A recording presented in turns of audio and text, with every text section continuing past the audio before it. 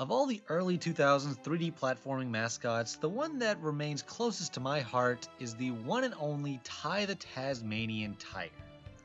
Now you may be wondering, why the heck would I do a video on this guy? Well, as I just said, I grew up playing these games and hold them near and dear to me. Also, because I think Australia could kinda use it now. I mean, first there was the fire, then there was water that put out the fire, but then it came back like way too hard, and then like plague is attacking them now, and just to top it off, the Animal Crossing people are just coming over and just stealing all their spiders, so that's the one thing they had, man. But to be more honest, the first game in this series was recently released on the Switch, and I had planned on doing this for a while now. I mean, my name is in the credits. That's right next to Jackson the Big Gamer. Though, of course, I don't see this happening. I'd honestly be ecstatic if Ty got a single spirit added to the game. But just for fun, let's speculate on a potential moveset if he were added as a playable fighter. Huh. Evidently, I wasn't the only one that thought of this, as there's a pretty solid model swap mod of him over Toon Link in Smash 4. So I guess there's at least a little bit of a demand. Now, an inevitable challenge with translating a lot of these early 3D platformer characters, Ty especially, is their rather limited moveset. That's it! For neutral B, he throws a boomerang! Rangs of boomers are pretty common in Smash, though admittedly pretty much all from the same character. Though there's even a boomerang as an item that when you throw it and you get off, stop! So there's definitely a bit of precedent for this item. So we're gonna try and make him a bit more unique. First, his basic aesthetic would more than likely be based on his Ty 2 rendition, as that has some of the more modern details, but without going a little overboard like Ty 3 did. He didn't change much between 1 and 2, but I like 2 more. His game feel would be very erratic, as with his games he has really fast jumps with average running speed and fast falling speed. As you'll see going forward, we're going to make him a straight up zoner. That's a more controversial playstyle, and it's something most Smash character YouTubers tend to avoid because they're cowards and not ready to take big risks. Unlike me, I'll risk it all right now, but first I gotta go home and put some hand sanitizer on. I don't want to get sick. Neutral B, he throws a boomerang! Starting with his neutral special, this time because it's the most obvious part of his moveset. These will work a bit differently than the other rangs present already in the game. For one thing, they'd be a bit faster and would be required to return to Ty's hand. Secondly, if they made contact with the player or object, they would bounce back almost immediately. One downside is that this move could have it so that both of them are thrown at once, he'd be unable to grab the ledge. That's how it works in his home games, and it'd be a pretty unique among Smash characters.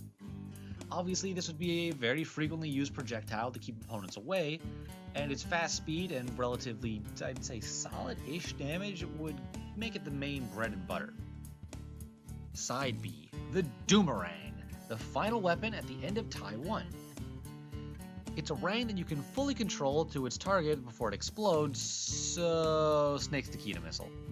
I mean, it literally works the exact same way, and it's rather important to the story of the game, so kind of worried that I'm making the single most annoying character in the franchise. Okay, don't worry. He won a PK Fire and one of the strongest back throws in the game. Phew, saved it. Moving on to some of his more basic movesets, as we'll get to the other specials later. Jab. There are very few melee attacks in the first few Ty games, so to start out we'll have him just use a very basic jab combo, consisting of a few punches and a flurry of boomerang twirls. F-tilt. Ty 3 introduced the main melee system that we'll be using for a lot of moves, even though they aren't the most reliable. F-tilt will involve swinging both of them forward with both boomerangs in a similar motion to pit. For up-tilt, again, will be very similar to F-tilt. Striking with both rangs does done in Ty 3, the melee combo, and that game is fairly limited, though maybe it's based on the little spinning portion of the moveset, kinda like Banjo's up smash. Down tilt. Down tilt, again, being very similar to Pit, striking with the rangs while crouching. I don't think Ty can even crouch in any of the games that he's in. Maybe Ty 4, but that's something I am in a constant state of forgetting that it exists. Dash attack. I actually think a slide kick would work rather well with this. Ty's run speed in the games is pretty fast, and when he stops, he tends to slide a bit while going at an angle. You just kind of angle it a bit more, and you've got an attack. That's what I'm going with. Look, this how many moves he has for this kind of character. What do you want? Tie 3 lasso rang? No. No, you don't. Forward smash. Stepping outside of the boomerang comfort zone, we have the bite attack. This move is one of the most reliable and powerful moves in the game. Even when they introduced melee, it's still a good option. Making it the forward smash fits really well, as more nimble enemies are already able to dodge it fairly often, but it hits the hell out of the bigger ones. A unique mechanic of this move is that if he lands the attack on a person or an object, he's able to cancel the startup of the next bite, so he's kind of able to chain targets. It would mainly be a fun bit of tech in a team-based battle or a free-for-all, but it could have some unique properties like biting a projectile and then chaining it to another player. Up smash. Look, at this point, I'm out of melee moves. So for this one and the down smash, we'll have them both use the rang attack, similar in animation to his melee strikes, but functionally very similar to Pit and other such characters. I'm using Pit for a lot of these examples, as he's one of the few dual-wielding characters in the game. In fact, is he the only one? I actually forget. Neutral air. Aerial moves are, again, a bit weird to tackle. Like, well, most of the characters I've covered. There's not many moves in the air. But in this case, he does have this little melee swing in Tie 3. They're short-ranged and kind of work like Terry's Snare, a fast little poking tool. Forward and back air. For this one, we're moving away from melee and going back to throwing ranks.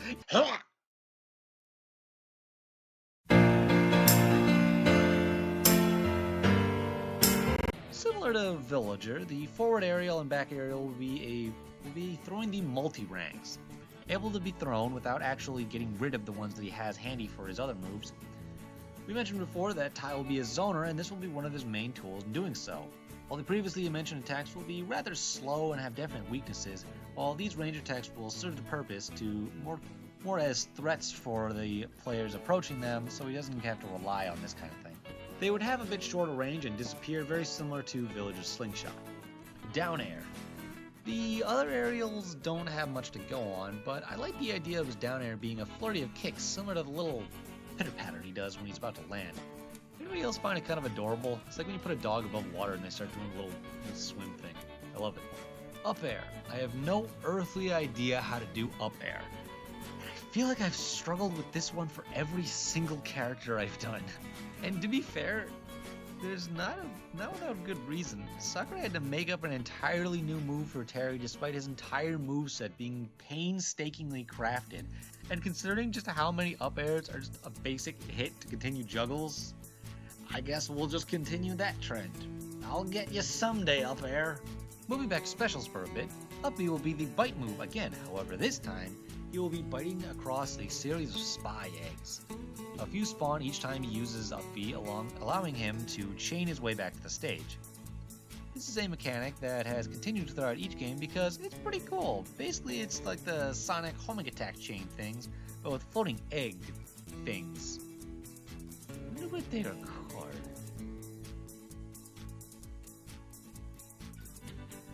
His recovery isn't great, and that's mainly to balance out how strong his zoning is. It's fairly easy to exploit and leaves him rather open.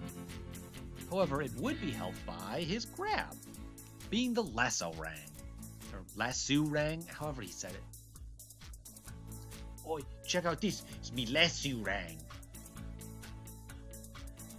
A quick tether grab that can be used to recover like the claw shot. Notably not as ridiculous as it can get in the games. Like Jesus. Down throw can bury the opponent by spinning them like how these rangs do in the actual game. Down B. Saving the down B for last, as it gives a bit more context to the rest of the moveset. Changing boomerangs is what we'll be calling it. By continuously pressing down B, he will cycle through his ranks, granting his melee attacks and neutral B different effects and properties, based on what he's got equipped.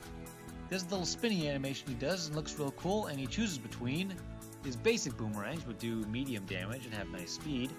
The flamerangs could be fast, could be slower but deal more damage. The frosty rangs could again be slower but freeze the opponent, allowing for more combo opportunities.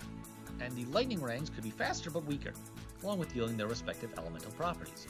Next would be a Zoomerang, which significantly increases the range of his boomerangs, but makes them much further to but, as we've already discussed, that gives him a bit of a disadvantage, as without them he's a lot weaker.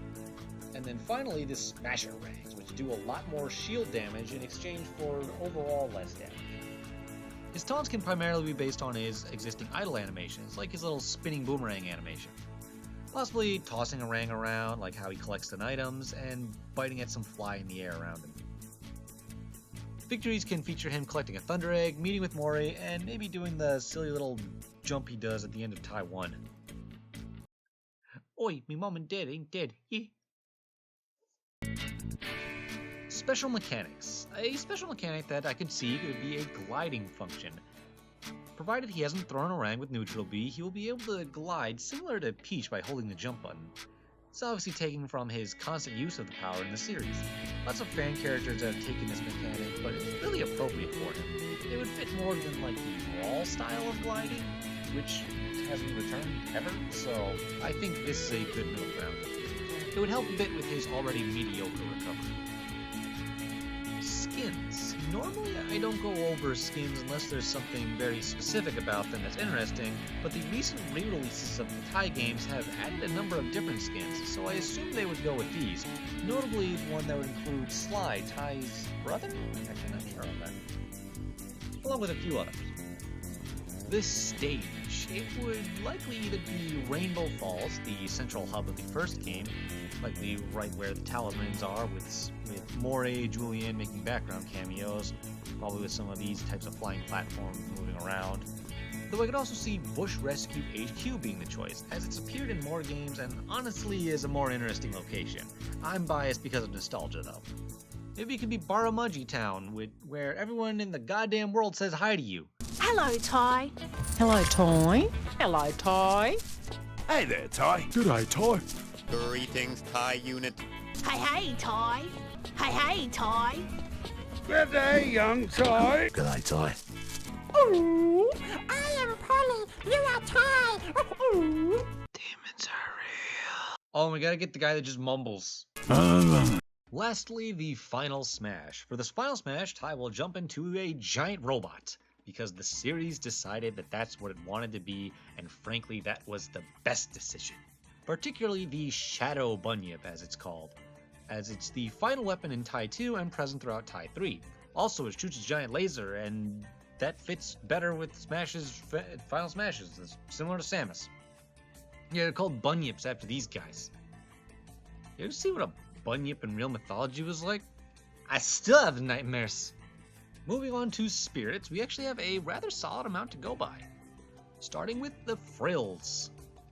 The basic Goomba of the series, the Frills are best known for being rather weak, and can be represented by a large series of Yoshis that get launched rather easily, likely appearing on the Tai stage. Blue Tongues.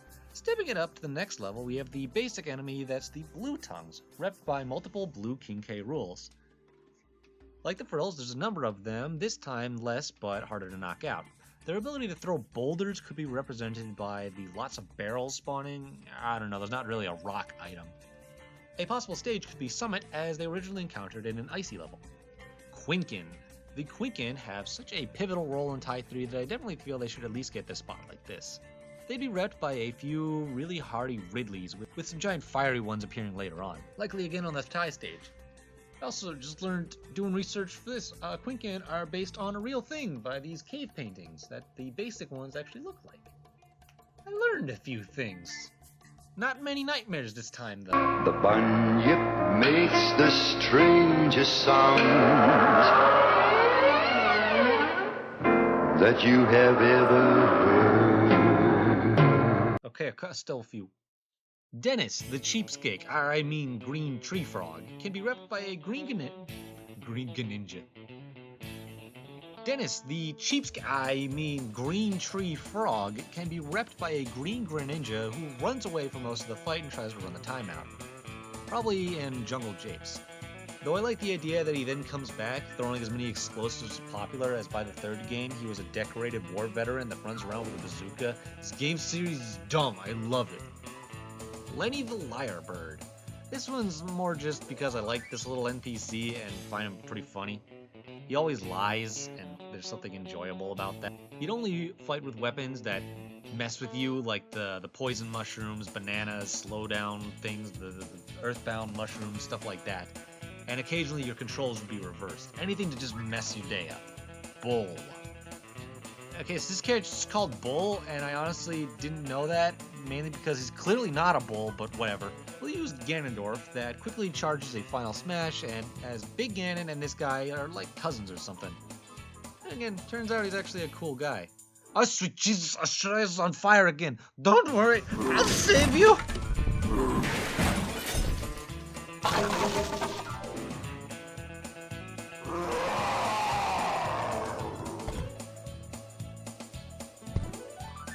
I got stuck. Mori. Not many different birds that I can use, so Falco again. Mori is more your tutorial mentor figure, so he doesn't really fight. He races that one time, and it's not actually a race, it's a death match, and I did like 10 laps before I realized that when I was recording it.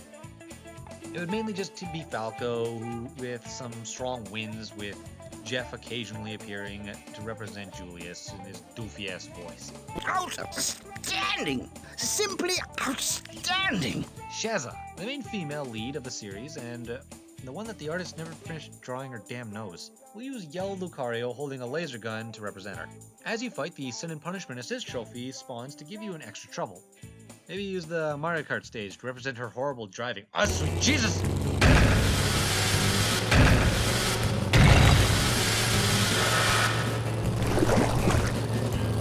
Sly.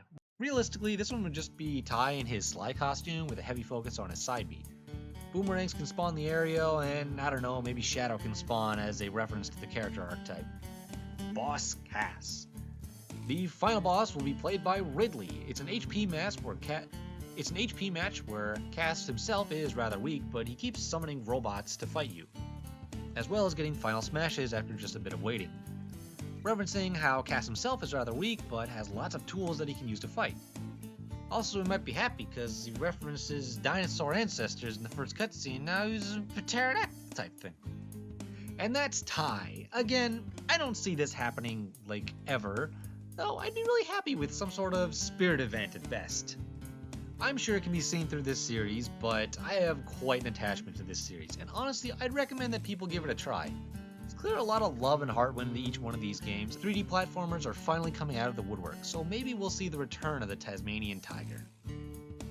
But like, the game, the actual animal's still extinct. Unless...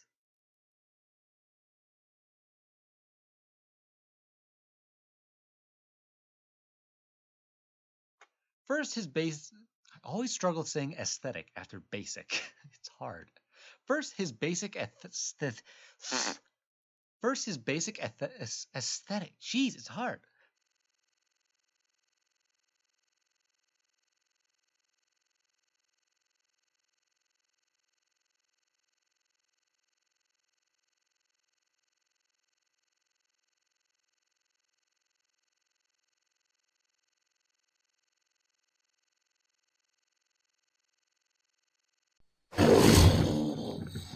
Oh, crikey!